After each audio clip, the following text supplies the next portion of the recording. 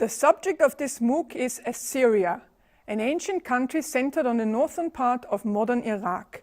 It is one of many states flourishing in the Middle East in the millennia before the beginning of the Common Era, but the long-lived kingdom was certainly one of the most influential ones. In the 9th century BC, Assyria looked back at an eventful and well-documented history spanning more than 1,000 years. At this time, about 3,000 years ago, this state emerged as the first world empire.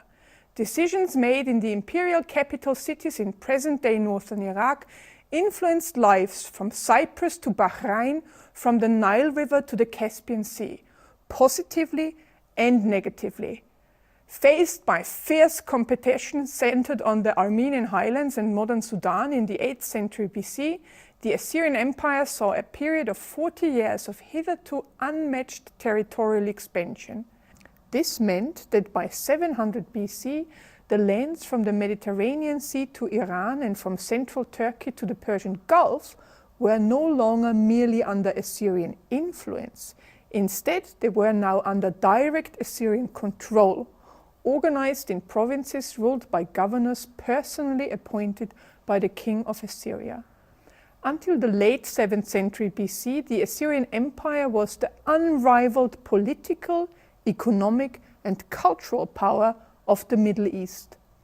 In this MOOC, we are interested in the imperial phase of Assyrian history for several reasons. Not only did a new model of state emerge that proved to be very successful and went on to shape the political organization of the world until today, but also the ways modern multinational corporations operate arguably have their roots in the way that the Assyrian Empire was organized. Its heritage not only profoundly influenced the subsequent history of the Middle East and the Mediterranean, but of the world. Assyrian culture is at once familiar and strange. Many of us share the Assyrian taste for good wines, but we would perhaps not choose locusts on a stick for nibbles. A fresh water supply, indoor toilets and a well-functioning sewage system in the family home are as important to us as to urban Assyrians. However, we may find it slightly less essential to have an underground family tomb accessible from the living room. We too have a desire to plan for the time ahead and take counsel from those who professionally predict the future, such as weather forecasters and economists. But while the services of astrologists are still popular today, as in Assyrian times, many of us would be reluctant to look for information in the entrails of sheep. We may congratulate Assyrian buyers on enjoying consumer protection and extended warranties, but we are perhaps taken aback to find that these extended to the purchase of people, who were then subject to a 100-day guarantee against epilepsy and mental instability. We too enclose letters in envelopes, but they are not made out of clay. Precisely the fact that the Assyrians used clay as a writing material is very important for us. Since the archaeological rediscovery of Assyria in the mid-19th century, many of its cities have been excavated extensively in Iraq, Syria, eastern Turkey and Israel.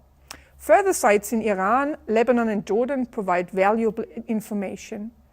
It is because the durable clay was the Assyrians' most common writing material that many hundreds and thousands of original texts have been excavated, inscribed in the cuneiform script. Their language is a Semitic one and related, for example, to Hebrew and Arabic. Because of the clay tablets, we know so much about so many details of their history and culture, and every year more are being found. Assyrian history begins in the city of Assur. Assur is situated on the Tigris River, close to the modern Iraqi city of Tikrit, best known today as the birthplace of Saddam Hussein. Ancient Assur was founded almost 5,000 years ago, long before the imperial period that we will focus on. It started as a trading center that supplied the cities in the south of modern Iraq with merchandise from Turkey, shipped down the river Tigris. Texts found at Assur and elsewhere document how the city was periodically integrated into larger states centered in the south. But even under the control of such states, for example, the kingdom of Akkad, the kingdom of Ur, or the kingdom of Babylon, Assur always managed to preserve a strong cultural identity. Very importantly, the local rulers of Assur did not style themselves as kings. Instead, they asserted that the god Ashur is king and I'm the representative of the god Assur. The city's god shared the city's name as he was the divine manifestation of the site.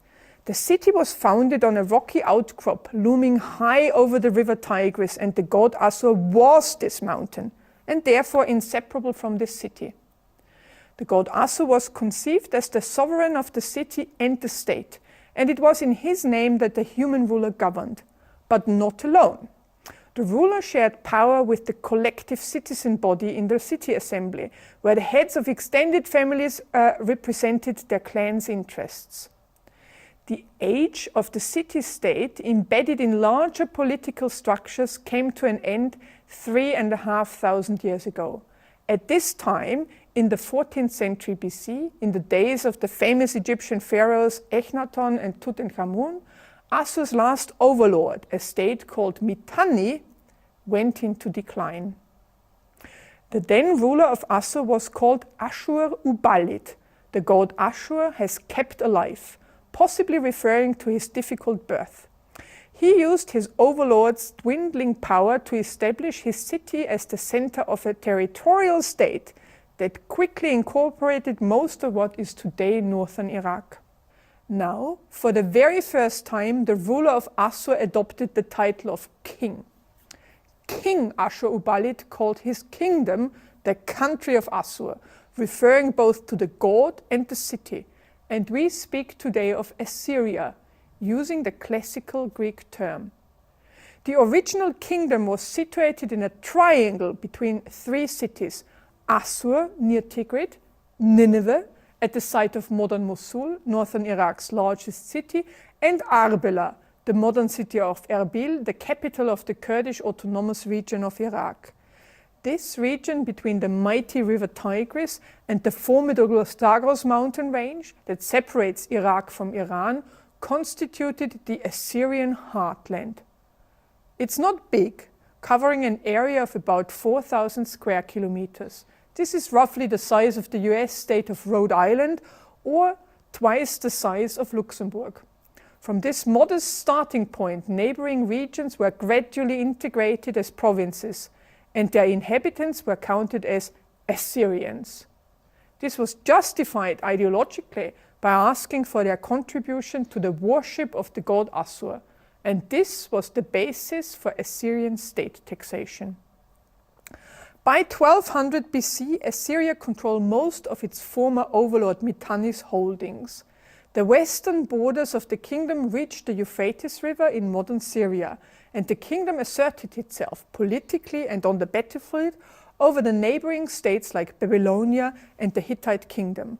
From that time onwards, however, these states weakened and disintegrated as great migrations drastically changed the political and social organization of their territories.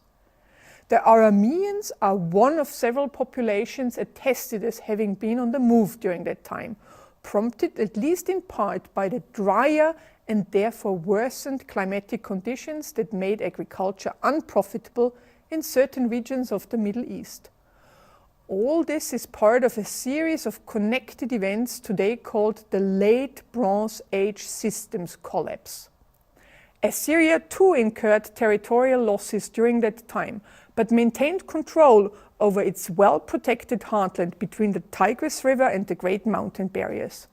In the political discourse, the Arameans were now cast in the role of the destructive intruders whose unlawfully snatched territories must be absorbed back into the kingdom of Assyria, their rightful owner.